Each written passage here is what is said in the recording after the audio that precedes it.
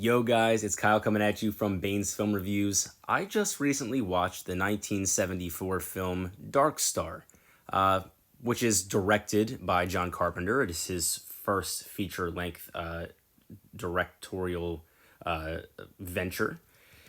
And this was a film that was recommended to me by Brian Miller, and he has given me the recommendation that I should just start moving through the catalogs of directors in an attempt to see a lot of things that I haven't seen before. John Carpenter is not a director that I am well versed in. I have seen only a couple things from him. I have seen The Thing. So I'm starting with, again, his first feature film. And Dark Star is a sort of satirical comedy that deals with the very typical sci-fi adventure ploys, and they just, make fun of them. And this is a film that was very obviously inspired by 2001: A Space Odyssey that came out about a decade before this. It is a crew not really lost in space, but in space, struggling with some things, particularly with their artificial some of their artificial intelligence, then with a random alien being that is very literally just an inflatable ball. I wouldn't doubt if it was like a beach volleyball that they, like one of those big colorful ones that people like hit up in the air at concerts that they just painted or like spray painted. This is a really bad film, but it's kind of enjoyable. It is intentionally bad. And Carpenter attacks this film in a very unique way. And I'm totally fine with that. I'm okay with these auteurs looking at film in very unique and original ways. And I think that's what Carpenter does here with Dark Star, where these actors they're not phenomenal actors, and I don't think that they're really meant to be tasked with a whole lot. I think they're just sort of tasked with being there and saying nonsensical things, and they do that. I don't know if they're bad actors because I don't think that too much was asked of them. What is really appealing about this film, however, is Carpenter's ingenuity. The way that he was able to develop this film with a budget of only $6,000. Half of the film was shot on just $1,000 budget. And when apparently a studio got wind of this, they threw him an extra $5,000. Whoopee. $5,000 doesn't buy you much. That'll buy you about a dozen eggs now.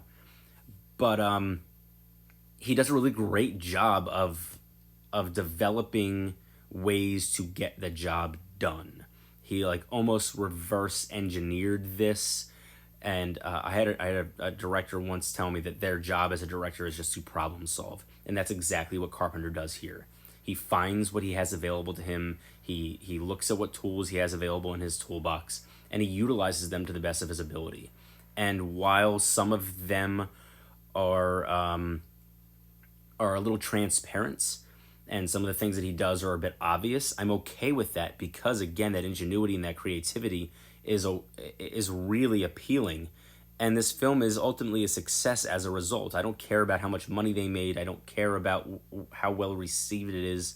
Carpenter developed a film on a budget of $6,000. Again, half of this film on only $1,000.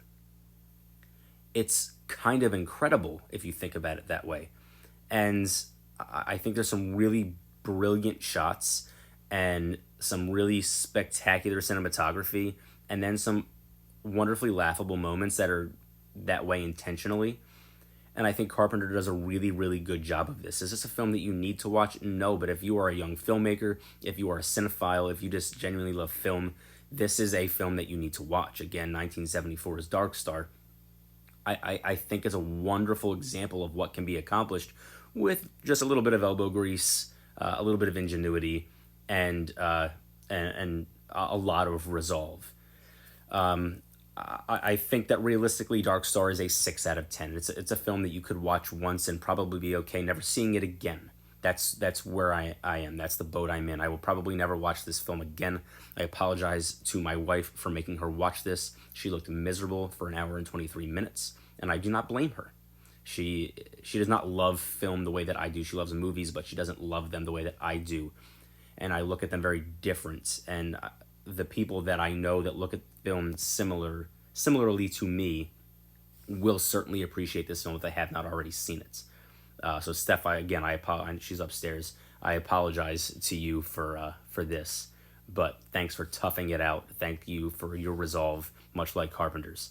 Again, a 6 out of 10. I don't think you need to hurry up and watch this, but it's available on Peacock right now. If you have Peacock, it's free. There was just like 2 minutes of ads, and then it was ad free for the remainder of the film. But yeah, I'll keep checking in as I continue to watch these John Carpenter films. I have no idea which film is next, but I'm really intrigued to get to his rendition of Elvis with Kurt Russell. I don't know where I'm going to find that film, but I plan on watching that, and I imagine that that will be something of a shit show. I hope that I'm wrong. Maybe I'm not. Maybe I'll enjoy it anyway. But until next time, peace.